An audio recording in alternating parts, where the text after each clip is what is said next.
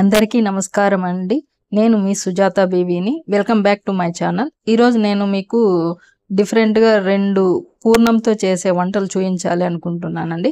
అది పూర్ణం కుడాలు, పూర్ణం మోదక్స్. అవి ఎలా చేసుకోవాలో ఇప్పుడు చూద్దాం రండి. ముందుగా 1/2 kg శనగపప్పు 1/2 అవర్ నానబెట్టుకొని కుక్కర్లో వేసుకొని 2 విజిల్స్ వచ్చేదాకా ఉంచండి.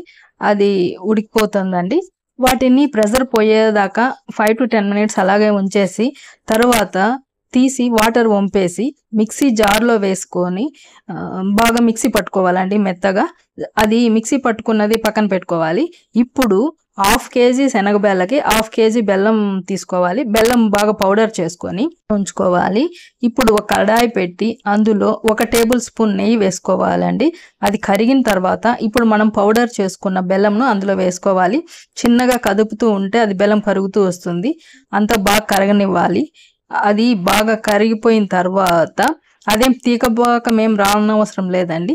జస్ట్ ఇప్పుడు నేను చూపించాను కదా, అలా కరుగుతూ వస్తే సరిపోతుంది. కరిగిపోయిన తర్వాత ఇప్పుడు మనం మిక్సీ పట్టి ఉంచుకున్న శనగపప్పు ఆ మిశ్రమాన్ని అందులో వేసుకోవాలా. చూసారు కదా, అది 1/2 kg అండి. 1/2 kg బెల్లం వేసాను. ఇప్పుడు ఆ 2 బాగా మిక్స్ చేసుకోవాలి. కానీ బెల్లం పాకం మాత్రము మనకేమి పాకం రానవసరం లేదండి. జస్ట్ కరిగితే బెల్లం కరిగితే సరిపోతుంది అంతే. అదే మనకు పాకం రావాల్సిన పని లేదు. ఇప్పుడు అది అలా వేసుకొని కలుపుతూ ఉంటే కొంచెం నీళ్ళగా అవుతుందండి స్టార్టింగ్. తరువాత దాన్ని బాగా అలాగే కలుపుతూ ఉండాలండి. కలపకుండా వదిలేస్తే అడుగంటుతుంది. అదే మరీ గట్టిగా కానవసరం లేదు. చూపించాను కదా, అంతే. ఆ కన్సిస్టెన్సీ సరిపోతుంది. నేను 5 ఇలాచీలు శనగపప్పు మిక్సీ పట్టినప్పుడు అందులోనే వేసి మిక్సీ పట్టేశానండి. మీరు ఈ బెల్లంలో అయినా వేసుకోవచ్చు, లేకపోతే అందులో అయినా వేసుకోవచ్చు. కుడాలు చేయడానికి మైదాను జల్లించుకోవాలండి. ఒక 1/2 kg పప్పులు తీసుకున్నాం కాబట్టి ఒక 400 grams మైదా సరిపోతుందండి. దాన్ని జల్లించి చూచిన విధంగా పెట్టుకోవాలి. ఇప్పుడు అందులో 1 pinch సాల్ట్ వేసుకోవాలి. అలాగే ఆయిల్ 1 టేబుల్ స్పూన్ వేసుకొని ఆ పిండిని బాగా కలుపుకోవాలండి. అదంతా బాగా మిక్స్ అయిన తర్వాత ఇప్పుడు వాటర్ వేసి కొంచెం వాటర్ వేసి మనం చపాతీ పిండి ఎలా కలుపుకుంటామో అలా కలుపుకోవాలా. చూపిస్తున్నాను కదా, చపాతీ పిండి ఎట్లా కలుపుకుంటే అలాగే కలుపుకోవాలి. దాన్ని అలా బాగా కలిపేసి పైన కొంచెం ఆయిల్ వేసుకొని తర్వాత మర్దనా చేసుకోవాలండి కాసేపు. అలాగే మర్దనా చేసి దాన్ని కాసేపు మూత పెట్టి పక్కన పెట్టుకోవాలండి. మనకు ఒక 1/2 hour కుదిరితే, లేకపోతే ఒక 20 minutes అయినా సరే కాసేపు దాన్ని పక్కన పెట్టేయాలి. 1/2 hour తర్వాత తీసి దాన్ని బాగా కదుపుకోవాలండి. బాగా అంటే మెత్తగా స్మూత్గా అయ్యేలాగా దాన్ని మెదుపుకోవాలి. తర్వాత దాన్ని ఉంటలు చేసుకొని ఇప్పుడు మనము పూరీలు దుద్దుకుంటాం కదా, అలా జస్ట్ చిన్నగా దుద్దుకోవాలి. చూపిస్తున్నాను కదా, అది పిండి దానికి తడుపుకొని అలా చిన్నగా మనము పూరీలాగా చేసుకోవాలండి. మనకు అలా ఎన్ని కావాలో అన్ని అలాగే ఒత్తుకోవాలండి. మనము ఇలా చపాతీ పీట మీద అయినా చేసుకోవచ్చు, లేకపోతే పూరీ ప్రెషర్లో అయినా చేసుకోవచ్చు అండి. కజ్జికాయ మౌల్డ్ తీసుకొని దానికి పిండి కానీ లేకపోతే ఆయిల్ కానీ ఆ డిజైన్కి దుద్దుకోవాలండి. ఎందుకంటే మనం చేసిన పూరి దానికి అతుక్కోకుండా ఉంటుంది. అలాగే ఆ పూరి ఎడ్జెస్కి మనము వాటర్ తడుపుకోవాలండి.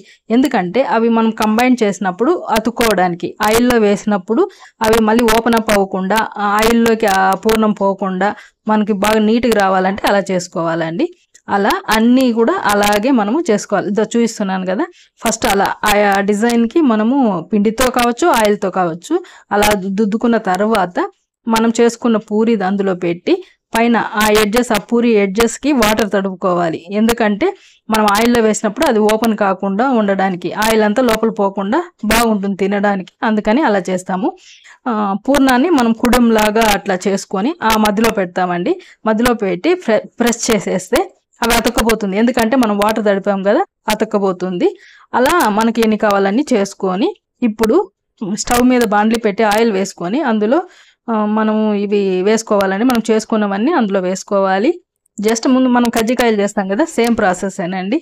అంటే పూర్ణం ఒకటి డిఫరెంట్ అంతే. అలా చేసుకొని కాసేపు ఫస్ట్ వేసిన తర్వాత కాసేపు అలాగ ఉంచి తర్వాత దాన్ని తిప్పుకోవాలండి. 2 sides అలా తిప్పుకుంటూ ఎక్కువసేపు ఏం కాలాల్సిన పని లేదండి. జస్ట్ కలర్ చేంజ్ అయితేనే తీసేయాలి. ఇలాగే ఉన్నవన్నీ కూడా మనం అలాగే వేసుకొని అన్నీ అలాగే చేసుకోవాలండి. అంతేనండి, ఎంతో టేస్టీ అయిన కుడాలు రెడీ అయినట్లేనండి. ఇవి పైన క్రిస్పీగా లోపల సాఫ్ట్గా తినడానికి చాలా బాగుంటుందండి. ఒకసారి చేసుకొని ట్రై చేయండి. ఇవి అనంతపూర్లో మా రాయలసీమలో ఎక్కువగా చేసుకుంటూ ఉంటారండి. మీరు కూడా ఒకసారి ట్రై చేయండి.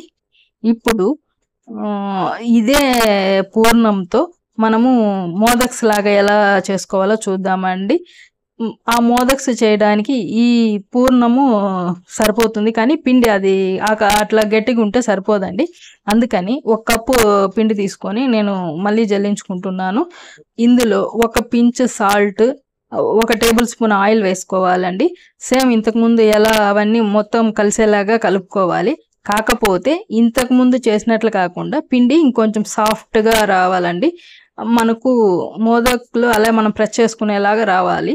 కొంచెం సాఫ్ట్గా డౌని ప్రిపేర్ చేసుకుందాము.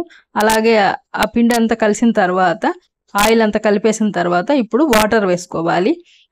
వాటర్ దానికి సరిపడా వేసుకొని ఆ పిండి మొత్తము కలుపుకోవాలండి.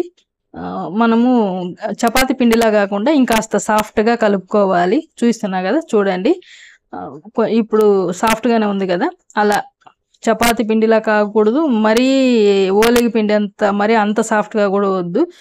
మధ్య రకంగా ఈ చపాతీకి ఓలిగి పిండికి మధ్యలో కలుపుకోవాలండి. కొంచెం చపాతీ కంటే కొంచెం సాఫ్ట్గా ఉండేలాగా. దాని మీద ఆయిల్ వేసి మళ్ళీ ఒకసారి అంతా కలుపుకొని పైన ఆయిల్ కోట్ చేసేసుకొని ఒక 1/2 అవర్ పక్కన పెట్టుకుంటామండి. 1/2 అవర్ తర్వాత తీసి దాన్ని బాగా మర్దన చేసుకోవాలండి. సాఫ్ట్గా అయ్యేలాగా, చేతికి మెత్తుకోకుండా స్మూత్గా అయ్యేలాగా చేతికి ఆయిల్ అప్లై చేసుకొని బాగా దాన్ని అలా మర్దన చేసుకోవాలి. అలా స్మూత్గా అయిన తర్వాత ఇప్పుడు దీన్ని ఒకసారి చూడండి ఎంత స్మూత్గా ఉందో పిండి. మనకు ఓలిగి పిండి కన్నా కొంచెం గట్టిగా ఉండాలి, చపాతీ పిండి కన్నా కొంచెం తక్కువ ఉండాలి. చూసారు కదా, సాఫ్ట్గా ఉంది. ఇప్పుడు దాన్ని పక్కన పెట్టుకుందాము. పూర్ణాన్ని ఇప్పుడు చూపించిన చిన్న చిన్న బాల్స్ లాగా చేసుకోవాలండి, చిన్న చిన్న ఉంటలు. ఇప్పుడు దానికి అది ఎంత సైజ్ చేసుకున్నామో ఇప్పుడు ఈ మైదా పిండి కూడా, ఆ పిండి మనం కలుపుకున్న పిండిని కూడా అదే సైజులో ఉంటలు తీసుకొని అరచేతిలో కావచ్చు లేదా ఒక ఆకు మీద అయినా సరేనండి అలా ప్రెస్ చేసుకోవాలి. ఓలికలకు పూర్ణం పెడతాం కదా, సేమ్ అలాగేనండి. ఇప్పుడు అలా ప్రెస్ చేసుకొని ఇప్పుడు పూర్ణం బాల్స్ అందులో పెట్టి నేను చూపిస్తున్నా చూడండి. అలా 1 by 1 రౌండ్గా చుట్టూ అలాగే పైకి తెచ్చుకోవాలి. ఆ లేయర్ మొత్తము అలా తెచ్చుకొని దానిపైన అట్లా అదుముకుంటే సరిపోతుందండి. అంతేనండి, మోదక్స్ రెడీ. మీ దగ్గర మోదక్ మౌల్స్ ఉంటే అందులో ఈ పిండిని పెట్టి తర్వాత ఈ పూర్ణం పెట్టేసి ప్రెస్ చేసుకోండి. అలా లేకపోతే ఇలా అయినా చేసుకోండి. ఇలా ప్లెయిన్గానే చేసుకోండి, లేదా ప్లేట్లో పెట్టి ఫోర్క్తో దాని మీద అట్లా గుచ్చామంటే షేప్ వస్తుందండి. అలా అయినా చేసుకోండి, అది మీ ఇష్టము. ఎలా కావాలంటే అలా చేసుకోండి. మొత్తానికి మోదక్ షేప్ అయితే వచ్చిందండి. ఇప్పుడు మనము కడాయిల్లో ఆయిల్ వేసుకొని హీట్ అయిన తర్వాత 1 by 1 అందులో పెట్టుకొని దాన్ని బాయిల్ చేసుకుంటామండి.